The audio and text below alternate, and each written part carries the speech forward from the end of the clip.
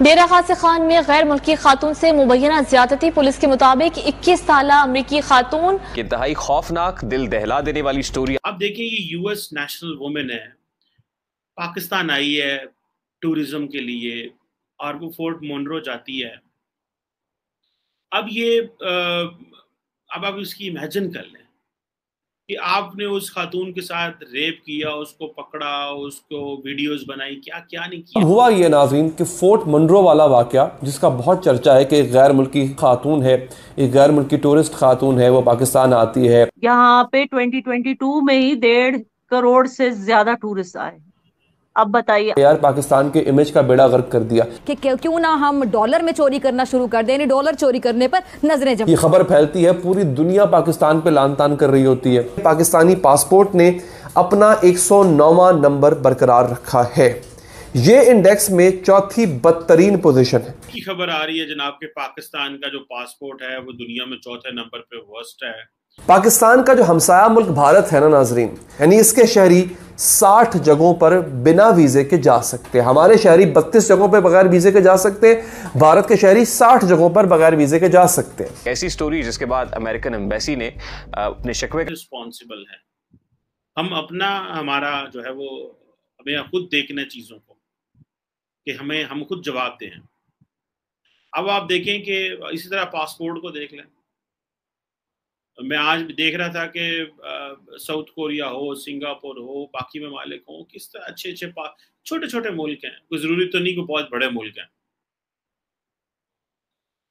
India का मेरा ख्याल है 87 नंबर पर रैंक हुआ है। इसी तरह मॉरिशस का, ताजिकिस्तान का, ठीक है जी, बड़े पैमाने पे। और बांग्लादेश 104 नंबर पे है, ठीक है जी।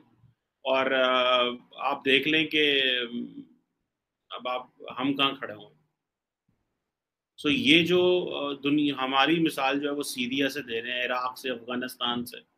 ये वो फिर कहते हैं जी कि आए अच्छी खबरें दें पाकिस्तान के बारे में। ये सारी पाकिस्तान की एलीट ने जो डबोना होता है ना, डबोना, पाकिस्तान को डबोने में किसी ने कोई कमी नहीं छोड़ी।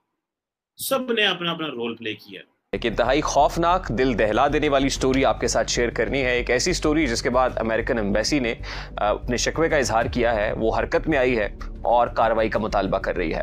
अब अमेरिकन एम्बेसी क्यों और किससे कार्रवाई का मुतालबा कर रही है, ऐसा क्या हुआ है? यकीनन कुछ ना कुछ तो हुआ होगा जिससे अमेरिका को भी तकलीफ हुई है। एक ऐसी खबर जो सिर्फ पाकिस्तान तक नहीं रही बल्कि अमेरिका तक गई है और उसकी पुकार अमेरिका में भी सुनाई दे रही है।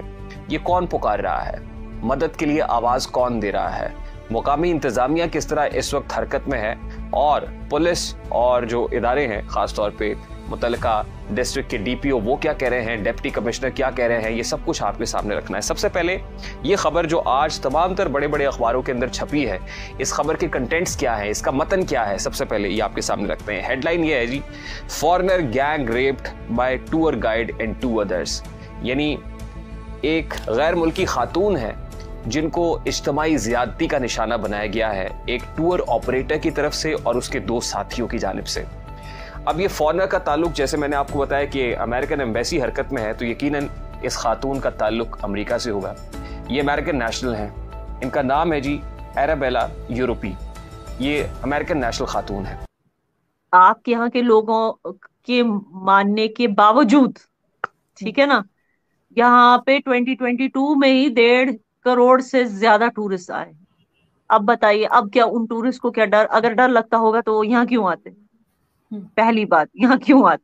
और दूसरी चीज मैं आपको बता दूं कि जो पाकिस्तानी टेररिस्ट इन्फिल्ट्रेट होके आए हैं उनका मैं कुछ नहीं बोल सकती। बिल्कुल ठीक, लेकिन बिल्कुल टूरिज्म तो होनी चाहिए हर जगह ही। लेकिन मैं फिर भी याना ये पूछना चाहूंगी कि क्योंकि मेरे एक दोस्त बता रहे थे कि बहुत महंगा है कश्मीर और वहाँ के होटल्स में अगर कोई रूम ले तो वो भी बड़े महंगे होते हैं। तो वो सुन के मैंने तो फौरन इरादा बदल दिया। मैंने कहा मैं जाऊंगी तो मैं तो सीधा याना के घर पहुंच जाऊंगी, लेकिन क्योंकि मैं तो नहीं अफोर्ड कर पाऊंगी। लेकिन वाकई में आपके ख्याल से अगर इतनी ज्यादा एक्सपेंसिव चीजें होंगी और रहना इतना महंगा होगा तो आपके ख्याल से ऐसा है, वाकई में है? और क्या उसके बाद टूरिस्ट आएंगे अगर इतना ज्यादा महंगी हर चीज होगी कश्मीर में?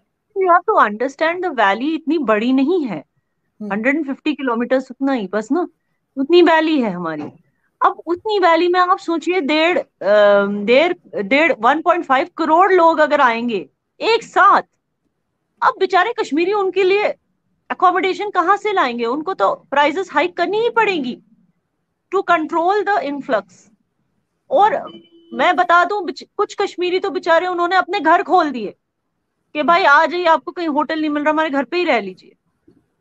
You know, it's gone to that point. What can you do when there is a shortage and so many people want to come in? There's not much. Kashmiris have always been hospitable. ऐसा कुछ नहीं है। But क्या है कि यहाँ पे इतनी सी वैली में अब आप कितने होटल्स हो सकते? और अगर आप कह रही है महंगाई, ये तो अच्छी बात है। फिर कश्मीरी बिजनेस पीपल जो हैं, जो बिजनेस फ्रेटर्निटी, होटेलियर्स की फ्रेटर्निटी है, उनके लिए तो अच्छी बात है ना। It's a revenue for them. तो इसमें बुराई तो कुछ है नहीं।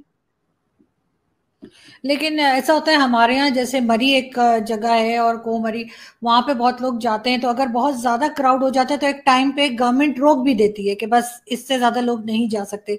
क्या इस तरह की कोई चीज कश्मीर के लिए भी है कि एक खास तादाद हो लोगों की, उसके बाद रोक दिया जाए कि बस इससे ज्यादा वहां पे सेट नहीं हो सकते? आई थिंक होना चाहिए। You are right. इनफैक्ट ये मैं खुद भी सोची थी, because you know when you live here you know it.